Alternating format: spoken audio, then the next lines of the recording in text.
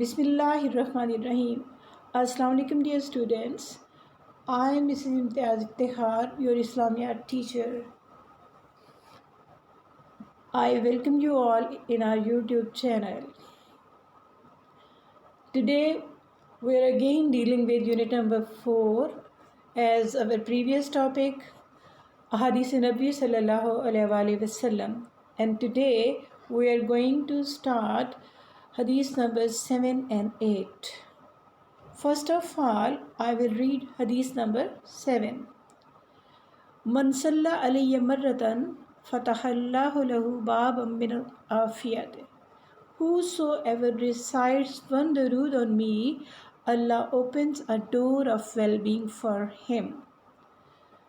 In Urdu, आप सल्लल्लाहु अलैहि वसल्लम के फरमान के मुताबिक इस हदीस का मफ़हूम ये है कि जिस किसी ने मुझ पर एक बार दुरूद शरीफ पढ़ा, अल्लाह पाक ने उसके लिए आफ़ियत का एक दरवाज़ा खोल दिया. Now look at explanation. I read it for you. Dear students, दुरूद पाक is a gift for Muslims that we are blessed with lot of bounties after reciting it. Look, this is a gift for Muslims that reciting of the Durood once for the Holy Prophet sallallahu alaihi wasallam provides security against all problems and difficulties. दुरूद पाक का पढ़ना इतना मुतबर्रक होता है कि इसकी वजह से हमें बहुत सारे मसाइल से, बहुत सारी मुश्किलात से अल्लाह पाक निजात दिलाते हैं.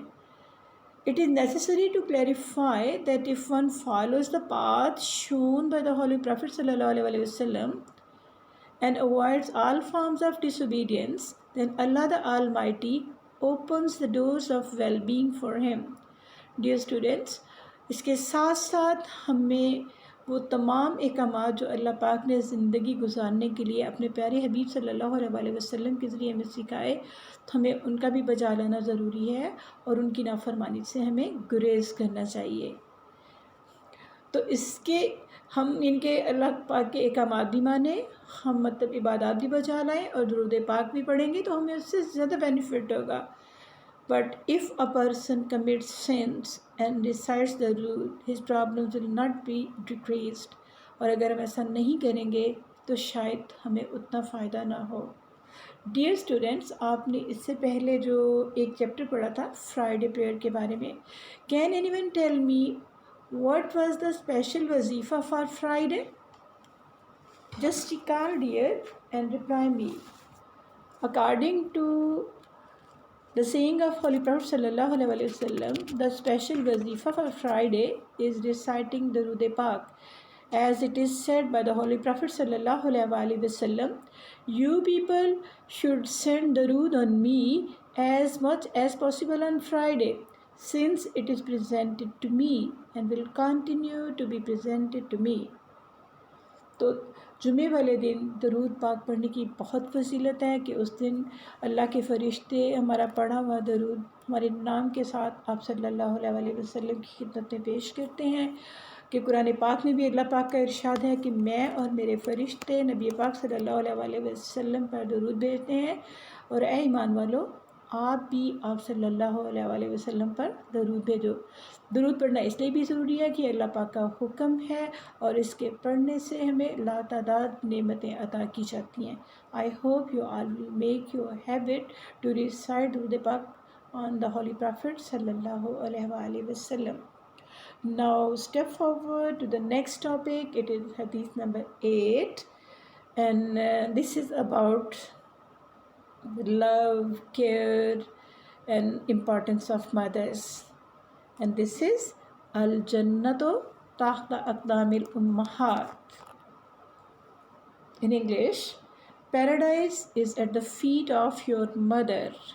आपने सुना है, जन्नत माँ के कदमों के नीचे है. Let's see in explanation dear. Through this hadith, women were given an elevated status in the culture of Arabia, which was steeped in the darkness of ignorance and thought that women were despicable creatures. Dear students, आप सल्लल्लाहु अलैहि वसल्लम पे नबूवत नाजिल होने से पहले, इस्लाम के आमद से पहले अरब के जो हालात थे, जो सोसाइटी के हालात थे, वहाँ औरतों को कोई ख़ास, जिनकी जो पूरी सोसाइटी थी जो हालत के अंधेरों में घिरी पड़ी थी और औरत को वो मुकाम हासिल नहीं था जो कि इस्लाम की आमद के बाद मिला। तो इस हदीस मुबारका के मुताबिक औरत को एक आला मुकाम अता किया गया और यहाँ तक कह दिया गया कि जन्नत माँ के कदमों के नीचे है। इसमें हमें एक और लेसन भी मिलता है और वो ये है कि द होली प्रॉफिट सल्लल्लाहु अलैहि वसल्लम said that if a Muslim wish to enter paradise beside obeying all the precepts, he should serve his mother and make respecting her his habit. आप सल्लल्लाहु अलैहि वसल्लम ने हमें हुक्म दिया, तालीम दी कि अगर कोई मुसलमान ये ख्वाहिश रखता है, ये चाहता है कि अल्लाह मुझे जन्नत अता करे, कि मैं जन्नत में जाऊँ, तो उसको क्या करना चाहिए? अल्लाह पाक के तमाम अहकामात बजा लाते हुए उसे और क्या करना चाहिए? उसे अपनी माँ की खिदमत करनी चाहिए और उसका एहतराम करना चाहिए। A mother is the one who undergoes many hardships to raise her children without any reward. माँ एक ऐसी हस्ती होती है जिसको बहुत सारी मुश्किलात और प्रॉब्लम का सामना करना पड़ता है अपने बच्चों की परवरिश करते हुए, बहुत डिफ़िकल्टी से अपने बच्चों की परवरिश करती है। So the prayer of Allah the almighty is in the mother's prayer. तो अल्लाह पाक की रज़ा माँ की रज़ा में है। माँ को हम कैसे खुश कर सकते हैं? हमें अपनी मदर्स को तंग नहीं करना चाहिए, हमें उन्हें डिसोबे नहीं करना चाहिए और आपको क्या करना चाहिए? आपको उनकी रिस्पेक्ट करनी चाहिए, उनका ख़याल करना चाहिए। Because Islam again and again it is said in the holy Quran also, obey your parents, respect your parents, like as you must have seen वबिल वालिदैन एहसाना, यहाँ तक कि ये भी कह दिया गया कि जन्नत माँ के कदमों तले है। तो इस हदीस मुबारका में हमें इस्लाम में माँ के मकाम के बारे में, माँ के स्टेटस के बारे में बताया गया कि उनका बहुत आला मकाम होता है, उन्हें हमें नाराज़ नहीं करना, उन्हें हमें हर वो काम करना है जिससे हमारी मदर्स जो हैं वो प्लीज़ फील करें। Now dear students, there are certain words which seems to be difficult. I have highlighted them, and please search their meanings in the dictionaries and then use them in your own sentences. And the words are despicable, elevated, steeped in, precepts, hardships, raise, clarify, commit a sin, well-being, and avoids.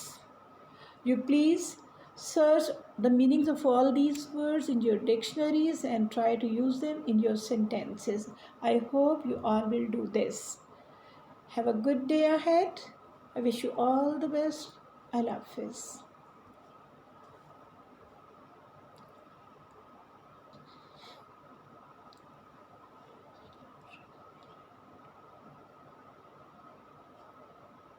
Bismillahirrahmanirrahim.